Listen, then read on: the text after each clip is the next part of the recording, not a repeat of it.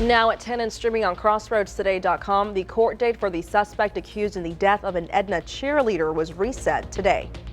Parents are outraged following a report into the Uvalde school shooting response that was released today. And a power company could be responsible for that deadly wildfire in the Texas Panhandle. Xcel Energy's response tonight. We had a few little light showers around the area today. Oh, hopefully we'll get some more overnight and into tomorrow morning, because after that, it all clears out for the weekend. We'll have all your weather coming up. And your athlete of the week recently threw a no-hitter. I'll have that coming up in sports. You're watching 25 News Now at 10. Good evening and thank you for joining us. I'm Don Brubaker. And I'm Karina Garcia. The court hearing for 4 former students of the Industrial ISD is set now for May 16th. Cullen Stumfull, Zachary Kukler, Christopher McCrory, and Braxton Warren are now indicted on charges of organized criminal assault. The incident happened on a school bus last April. The 4 teenagers stand accused of assaulting a fellow student while returning from a road game. The man accused of murdering an Edna cheerleader, Lisbeth Medina, was not present in court today, but was arraigned in the capital murder of Lisbeth. 25 News Now weekend anchor Adam Seibel brings us more from the Jackson County Courthouse. Rafael Romero, the man accused of murdering 16-year-old Edna cheerleader Lisbeth Medina, waived his right to appear in court today, something Lisbeth's mom, Jacqueline, says was cowardly. She's frustrated that she was unable to actually see him in person today in court as she drove all the way from Nebraska for his arraignment this morning. Romero is accused of intentionally causing the death of Lisbeth while in the course of committing or attempting to commit burglary, robbery, or aggravated sexual assault. Romero had overstayed a work visa. He was arrested 5 days after the 16-year-old was found dead in her Edna apartment. Reporting in Edna, Jackson County, I'm Adam Seibel, KAVU-TV 25 News Now. The next court date for Rafael Romero's capital murder charge in the death of Lisbeth Medina is reset to April 4th. Victoria police arrested a 21-year-old suspect Wednesday. Seth Foster is charged with aggravated assault with a deadly weapon. He is in the Victoria County Jail in lieu of $500,000 bond. A Victoria suspect is arrested on 8 charges. 19-year-old Nathan Perez faces 2 aggravated assault with a deadly weapon charges, along with charges of deadly conduct with discharge of a firearm and engaging in organized criminal activity. Perez is in the Victoria County Jail with no bond. 3 suspects were arrested by Goliad County deputies Wednesday. 18-year-old Mason Rodriguez of Victoria, 53-year-old Mary Jane Johnson of Goliad, and 42-year-old Joseph Johnson of Birmingham, Alabama, face charges of possession of drugs in a drug-free zone and engaging in organized criminal activity. They remain in the Goliad County Jail. About 86 pounds of cocaine seized in Warren County. The DPS troopers stopped a truck, tractor, semi-trailer on U.S. Highway 59. Warren County Sheriff K9 Kai sniffed out the drugs that were found in a hidden compartment. Let's take a first look at your forecast with First Warn Storm Team Chief Meteorologist Mac Pettis. Well, we've just had the State of the Union. Mac now has the state of our weather. Yes, the state of our weather is we're longing to get a little rain in here, but our chances are getting real slim. Tonight we had a few little sprinkles around our area, but the big stuff is up in the Dallas area. That's where the air is much more unstable. They're getting big thunderstorms there. The front is coming through tomorrow. Will it bring us any of that rain? Well, we'll talk about that and take a look at the maps coming up in just a moment. Mac, thank you. In Uvalde, parents erupted in anger this afternoon after an independent investigator found the first 5 officers on the scene of that school massacre did not violate policy. The investigator also suggesting the acting police chief be absolved from blame or exonerated. These are the dramatic images of the first Uvalde officers entering Robb Elementary, being met with gunfire and retreating, then waiting a total of 77 minutes before breaching the door. But tonight, a new independent report finding that those officers did nothing wrong, sparking outrage again in Uvalde. How dare you? How dare you? You were paid by them. At a packed council meeting, retired Detective Jesse Prado, hired by the city to investigate the deadly rampage that killed 19 children and 2 teachers, detailing multiple failures by law enforcement, but finding that none of those officers violated policy. There were no indications of wrongdoing in any of his actions. There was no evidence of serious acts of misconduct. Even saying Acting Chief of Police Mariano Pargas, who resigned weeks after the shooting, should be exonerated. Kim Rubio, whose daughter Lexi was killed, and other families demanding the council still take action against the officers. Do what's right, terminate them. 2 of the council members made it very clear they don't accept or agree with the findings of this report, in fact, calling it embarrassing and insulting. The mayor did tell us they don't plan to make any decisions anytime soon until everybody can fully digest this report and they can have their next meeting, which is set for next Tuesday. Mireya Villarreal, ABC News in Uvalde, Texas. 2 Texas deputies, James Johnson and Zach Hamden, found not guilty of all charges relating to the in-custody death of Javier Ambler. Ambler died in March of 2019 after leading police on a 20-minute chase. The former deputies were accused of acting recklessly while trying to arrest Ambler by using a taser. This despite Ambler telling officers he had a heart condition. During the incident, the officers were filmed by a camera crew for the reality TV show Live PD. That footage never aired and was later destroyed. A United Airlines flight from Houston to Fort Myers, Florida was forced to turn around Monday after one of the plane's engines caught fire. Video taken by passengers in the Boeing 737 shows a line of flames shooting out of the engine. The flight landed back at Bush Intercontinental Airport just 33 minutes after takeoff. United flew its passengers to Fort Myers a few hours later on a different plane. Power lines started the massive wildfires across the Panhandle that destroyed homes and killed thousands of livestock. Utility provider Xcel Energy said its equipment appeared to have sparked the fires. Texas A&M Forest Service investigators said power lines ignited both the historic Smokehouse Creek fire and the nearby Windy Deuce fire. Both fires have burned over 1,900 square miles. The statement did not say what led to the power lines sparking the blazes. President Biden delivered his final State of the Union address before the November election. The speech comes at a critical time in the country and in the campaign.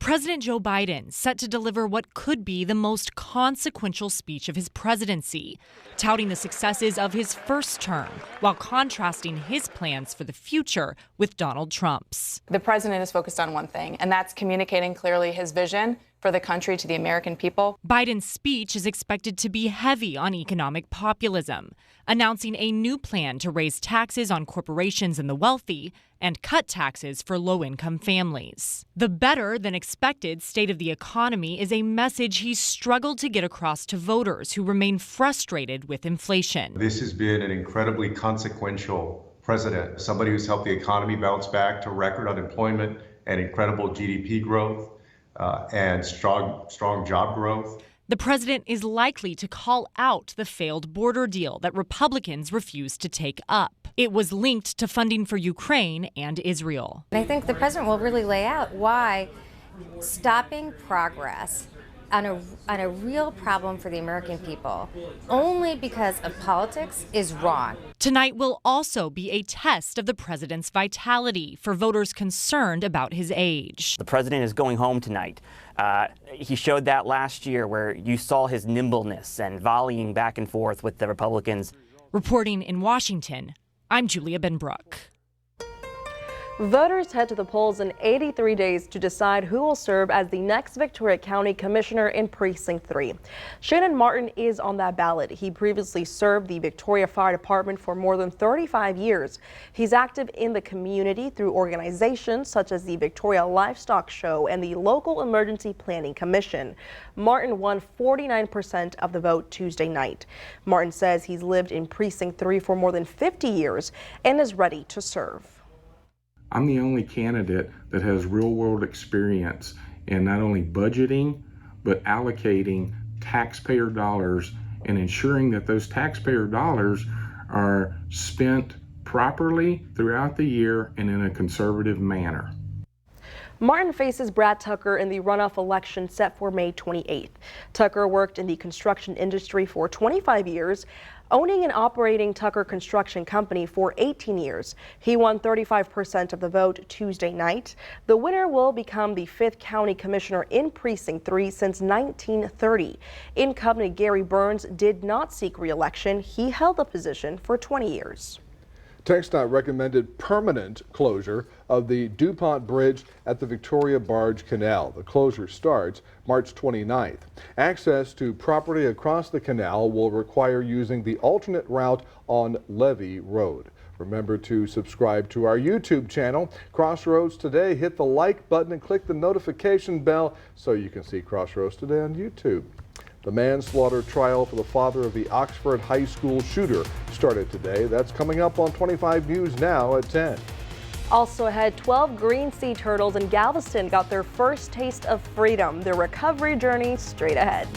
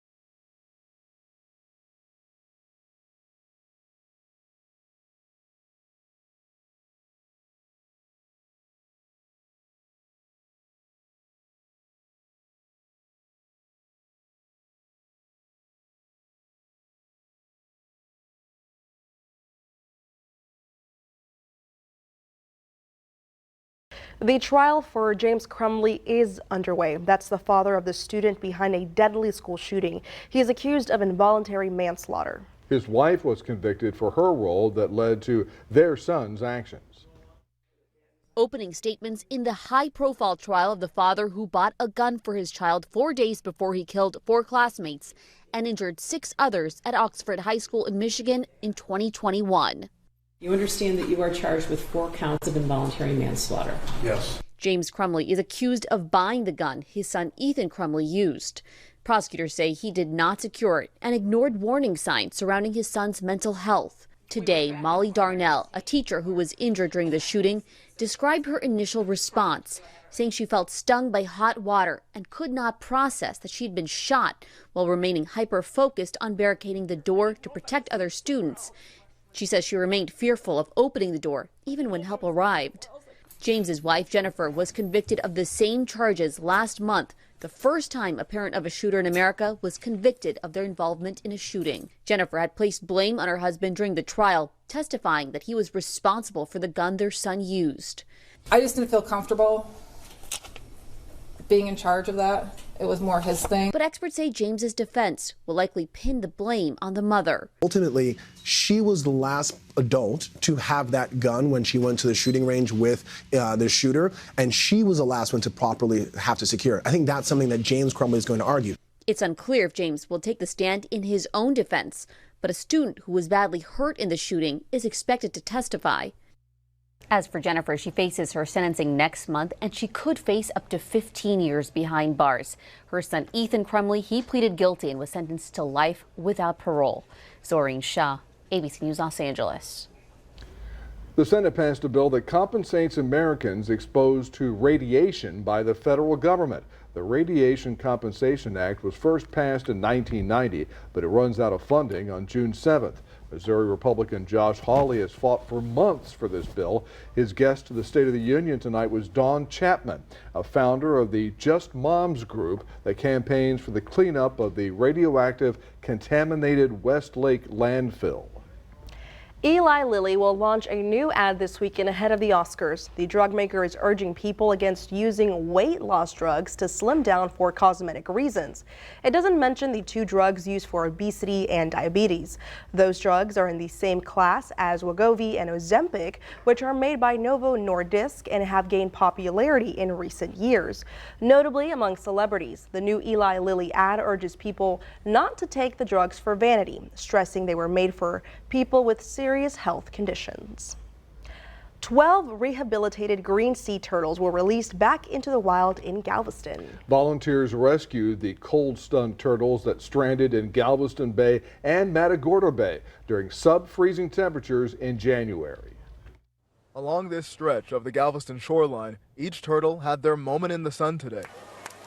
One by one, they were carried past the crowd into the Gulf to start their journey back home after spending 2 months on land fighting to survive. I'm just glad they get to go back home and be able to be in their habitat. In January, Dr. Joe Flanagan with the Houston Zoo says almost 24 of these green sea turtles were in danger, stranded in Galveston Bay and Matagorda Bay.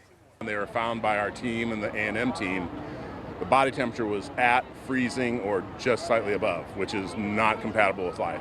So the Houston Zoo helped to rehabilitate the animals, along with the Texas A&M Gulf Center for Sea Turtle Research, until 12 of them were strong enough to be released. They are healed. They're healed from their injuries, but they still have a long time ahead of them. These animals will live 75 to 100 years, maybe even longer. Today, as they went back into the water, 3 of the turtles were wearing these satellite monitors. But this will allow us to get probably 10 to 15 locations per day over the next 3 or 4 months. We'll see where these turtles are spending their time. Dr. Chris Marshall with Texas A&M keeping an eye on that data to ensure this endangered population continues to get the help that it needs. The populations have really dwindled, and so things have been put in place to help them recover, but there's a lot more work that needs to be done. Today, a House committee unanimously gave the green light to move forward with legislation that could dramatically change the future of TikTok in the U.S. You could read this article on our website, crossroadstoday.com. Well, good evening, everyone. 71 degrees right now, rather warm and muggy out there. Cloud deck is thick, and today, of course, we had that little light rain that came through. Managed to get up to 79 after 73 is our average number, but we only got 1/100 of an inch of rain today. So I'm trying to get some more. Hopefully it'll be tomorrow morning. Otherwise, we're going to miss the whole opportunity. We'll talk more about that and take a look at your weekend coming up.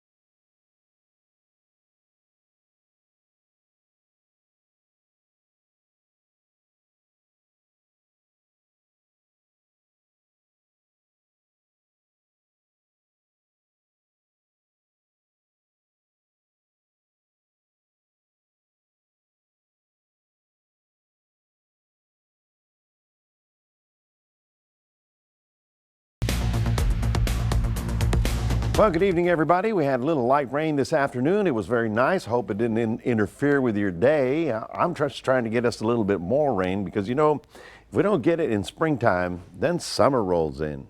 And that's going to be a long, hot summer to deal with. So right about now, most of the stuff, the little stuff, is actually moved to the north.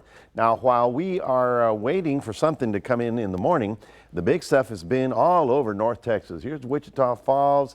Here's the Dallas area. You can see the big storms came all the way down into the Waco area this evening. But tomorrow, that will continue moving eastward into East Texas. The thing is that just south of Waco, the pressures are too high to get anything really going. But Future Tracker gives us a little hope. Watch this. We start on Thursday. We go to Friday about 4 or 5 a.m. You can see Austin here, a line of showers right about here, and we're right there. Let's see, how close will it get? Whoa, close, but doesn't look real promising. Somebody within the crossroads is going to get a little shower in the morning. That'll occur between 6 a.m., 9 a.m., and then after that, the north wind blows in and everything kind of clears up and gets a little cooler. As a matter of fact, our temperatures over the weekend will be very agreeable. I'll show you in a moment because we're going to have a little bit of a north wind blowing right on through the weekend. In fact, right here, you can see the forecast highs. We're looking at temperatures, only in the 80s Friday. In the 60s on Saturday. That sounds good. You can see how the cool air has already gone into the panhandle. There's our little front. It'll blow through here early tomorrow morning. And then after that, high pressure builds, gives us a couple of fairly nice days out there. And then after that, it's very quiet for the Monday, Tuesday, Wednesday time period. It's not until about Thursday of next week that that front actually arrives here. So we are going to, if we get anything, it's tomorrow. If we miss it, then we ain't got nothing for about a week. So tomorrow morning, scattered opportunity for some thunder showers around the area in Port Lavaca, getting up to 83 once the clouds begin to thicken out, or thin out rather. And then 73 the morning low in Cuero, as you can see right about there, with some thunder shower possibility. So like I said, it's all tomorrow. If we get it, we're good. If we don't get it, we're going to go into a pretty good looking weekend though. Temperatures topping out in the mid 60s. That's pretty good for the weekend. Just remember that on Saturday night we spring forward as we begin daylight saving time, and then we've got some dry weather for the early part of next week. That's your 7-day forecast, reminding everybody we do have a QR code. Love for you to scan that. Put Crossroads Today on your phone. And now we'll toss it over to Zach with sports. We'll have your athlete of the week and one of the most legendary high school football coaches stepping aside. I'll have that in sports.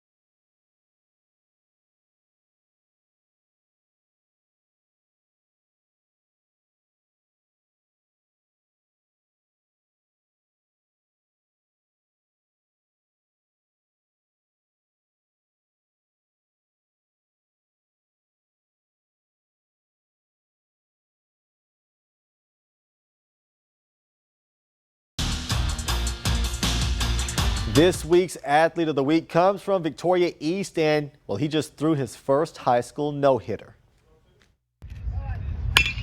Victoria East is off to a fast start, and in one of those wins, a rare feat from sophomore Braddock Raven, who threw a no-hitter. It's crazy. I mean, I kind of knew coming into the game that it was going to be, I knew I was going to be on, and I knew my defense was going to work behind me. They did all tournaments, so when I got in there, I kind of just knew fill up the zone, let my defense work, and they played well behind me. I filled up zone, and we did what we needed to do. I've never been that locked in. I knew I was going to do something special that night. We gave Braddock the heads up that he was going to throw the Friday night game, and so he was getting mentally prepared all week for that start, and he worked so hard in between starts, and when it's game time, he's locked in and ready to go, and it's exactly what we needed from him, you know, heading into the tournaments and stuff, and just to get up there and toe the rubber and be locked in and give our team a chance to win.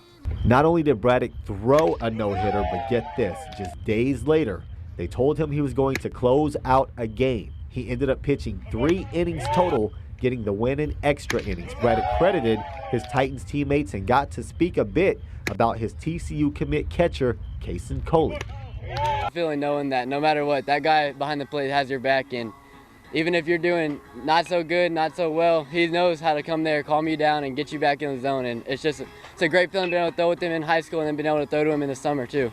The team seems to have great chemistry, and they are playing excellent ball early on. Coach Coley just wants them to keep getting better, but they are confident, to say the least. It's just one game, one pitch, one inning at a time, you know, being locked in, having fun, playing with passion, enjoying each other, and every time we're out, just trying to be better than we were the previous game.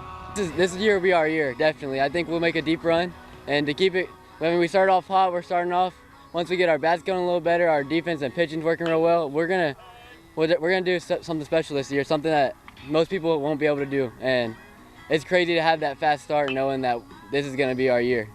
Congrats to Braddock Raven on his no-hitter and then coming out to shut the door his next time out on the mound, which makes him your Athlete of the Week. Now, one of the most legendary coaches in all of Texas high school football will no longer be the head coach over at Refugio. That, of course, Jason Herring, who has been the coach of the Bobcats since 2007 with a winning percentage of over 90%, winning 3 state titles while going to 7. In his place, his longtime assistant coach, Drew Cox. And while Herring may not be the head man on that sideline anymore, he will remain in the school district, staying as the athletic director of Refugio ISD. As for how his players feel about him, I saw quarterback Keelan Brown call him a father figure, and lots of athletes that I've spoken to over my time here at Refugio, well, they say that growing up in Refugio, you want to play for head coach Jason Herring. That's it for your sports. Donna Karina, back to you. Thanks, Zach, and stay with us. Coming up on 25 News Now at 10, we're going to take a last look at your weather with Mac. Plus, tomorrow we commemorate International Women's Day.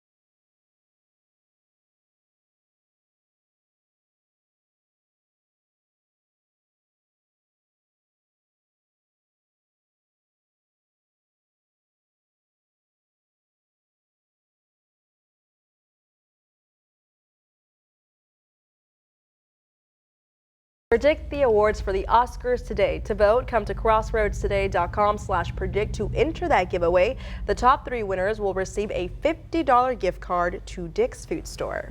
Tonight, for actress in a supporting role, you can vote for Emily Blunt in Oppenheimer, Danielle Brooks in The Color Purple, America Ferrera in Barbie, Jodie Foster in Nyad. By the way, Nyad, that's the story of long-distance swimmer Diana Nyad and her older coach, played by Jodie Foster. Nyad once swam from Cuba to Key West. That was she was really good. And or Divine Joy Randolph in The Holdovers. Let's see, 46% I believe goes for America Ferrera from Barbie, and then looks like 18% for Emily Blunt and for Divine Joy Randolph. And then is that 9%, I think? It is. For Danielle Brooks or Jodie Foster. All right. Hey, thanks for voting, okay? Yeah, you got 4 people kind of squinted trying to see. Yeah, better than I could. I couldn't see it. Well, you guys, don't forget the Oscars pre-show is right here on KVU TV Sunday at 5:30, and the Oscars start at 6 p.m. One man in Green Bay, Wisconsin, the Pack is Back, has been a literal lifesaver for decades.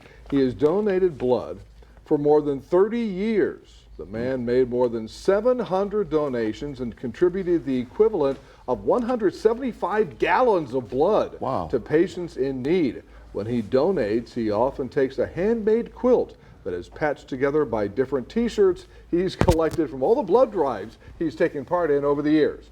The American Red Cross says that every 2 seconds, someone in the U.S. needs blood and or platelets. Get ready to spring forward. Daylight saving time is this Sunday. During that time, people adjust their clocks forward 1 hour near the start of spring. Despite losing an extra hour of sleep, you gained an extra hour of sunlight in the evening. On Capitol Hill, a bipartisan bill is held up in committee that would let states permanently switch to daylight saving time. If passed, the switch could take effect in more than 24 states. The official start of spring is March 19th. I read somewhere where they should rename daylight saving time to we lose an hour of sleep Sunday. Yeah, might as well. It's a short Sunday. Yeah, it is. Yeah, and that is Saturday night. Move forward or get up at 2 a.m. and do all the clocks. I don't think that works for me. But Saturday night, spring forward. We are going to have an opportunity for a little rain tomorrow morning, and then by noontime, it's all gone as the north wind kicks in behind that little front. The weekend looks a little bit cooler. Looks like high 60s for both Saturday and Sunday. And so the weekend's coming out okay. I'm just trying to get a little rain going through here because we need to get some now before the summer rolls in. Alrighty, thank you, Mac. Now, Friday, that's tomorrow, is a day to celebrate the achievements of women and support action against gender inequality. It's International Women's Day. You can mark the day by taking part in a March for Women's Equal Rights or participate in a related festival, lecture, or seminar. I'm sure UHV probably has some good ones right now. And make sure you keep celebrating the rest of March, and it's also National Women's History Month this March, so let's not forget. Or should it be herstory? Herstory. Well, I like that. When you think about great moments in herstory. They should have a department of herstory. They should, that's right. Alrighty, well, thank you for joining us for 25 News Now at 10. Join Carolina Astroim, meteorologist Parker Cox. 25 News Now, sunrise starting at 5 a.m. Good night, everybody.